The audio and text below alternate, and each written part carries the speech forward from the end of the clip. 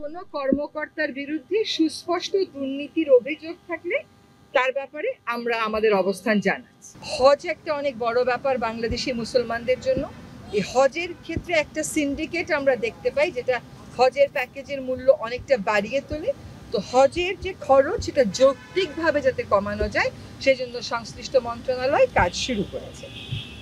আমরা রাজনৈতিক দলগুলোর সাথে আলাপ আলোচনার প্রক্রিয়াটা চালু রাখবো। তাদের কাছ থেকে সংস্কার প্রস্তাব যা আসবে সেগুলো গ্রহণ করব। সে ব্যাপারে একটা পদ্ধতির বিষয়ে কথা হয়েছে।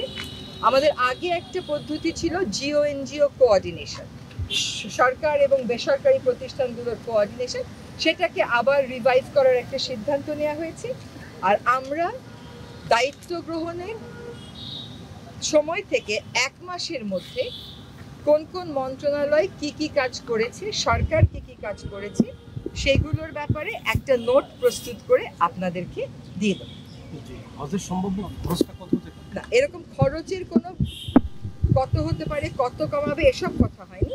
তবে প্যাকেজটা যে অনেক বাড়তি এবং এটা যে কমানো সম্ভব এটা দেখা গেছে প্রাথমিক বিশ্লেষণে, এবং কমানোর জন্য ব্যবস্থা নেওয়া। কোনো কর্মকর্তার বিরুদ্ধে সুস্পষ্ট দুর্নীতির অভিযোগ থাকলে তার ব্যাপারে আমরা আমাদের অবস্থান জানাচ্ছি। যে কোনো একটা সরকারকেই তার কাজ চালাতে গেলে ভালো কিছু কর্মকর্তা কর্মচারী তো দরকার পড়ে, তাই না? তো যদি আমরা দেখি যে এফিসিয়েন্সি আছে, তার ব্যাপারে কোনো তাৎক্ষণিক সিদ্ধান্ত গ্রহণের প্রয়োজন নাই। আমাদেরকে তো কাজটা নিয়ে আগাতে হবে। আমি যদি আগের সময়ে যারা কোনো ভালো পোস্টে ছিল তাদের কাউকেই নেব না এমন নীতিগত সিদ্ধান্তে চলে যাই, তাহলে আমি কাজ আগাবো কেমন করে? সেটা তো একটা বড় প্রশ্ন। কারোর ব্যাপারে সুনির্দিষ্ট কোনো অভিযোগ থাকলে সেটা জানাবেন। এই রিজিম, সেই রিজিম, আগের রিজিম, পরের রিজিম বললে আর আমাদের সাথে অন্যদের তফাৎটা কি হইলো? একটা তফাৎ তো আমাদেরকে আনতে হবে। সুনির্দিষ্ট অভিযোগ থাকলে নিশ্চয়ই আপনারা জানাবেন, জনপ্রশাসন মন্ত্রণালয় আছে তাকে জানাবেন। আমাদের এই সরকারটা হচ্ছে একটা বৈষম্য বিরোধী আন্দোলনের আউটকাম।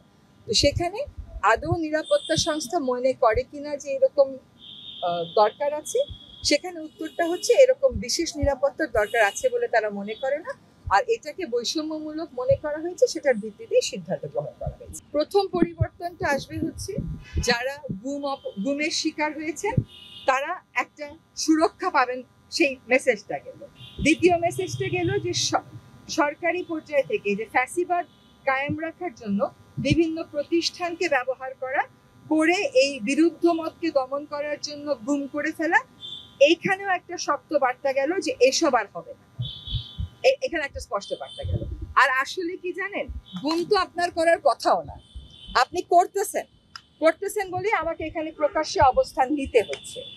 এখন একটা সরকারের জন্য, একটা বাহিনীর জন্য গুম করার তো তার কোনো লাইসেন্স নাই, তার কোনো আইনগত এখতিয়ার নেই। সে বিভিন্ন মতামতকে দমায় রাখার জন্য এই কাজগুলো করে, এবং সেখানে সে কতগুলো যুক্তি দেয়, যেমন সরকারের বিরোধিতা করছিল, জাতীয় স্বার্থের পরিপন্থী কাজ করছিল। এই সমস্ত কখনো জাস্টিফাই করা যায় না। এই প্র্যাকটিসগুলো মাস্ট স্টপ, আর এটা প্রথম থেকেই বন্ধ থাকার উচিত ছিল না বলেই আমরা এটা করেছি। এখন এই কনভেনশনের মোডালিটিতে যে সমস্ত কথা বলা আছে সেগুলো আমাদের আইনে আমরা যতটুকু নেয়ার দরকার, এটা তো অলরেডি আছে, কিছু হয়তো আছে, আমরা বাকিটুকু ইনকর্পোরেট করে কার্যপরিধি পরে সেখানেই বলা আছে তারা কি কি করবে, এবং তার মধ্যে তো অবশ্যই তালিকা একটা করতে হবে চূড়ান্ত করেছে।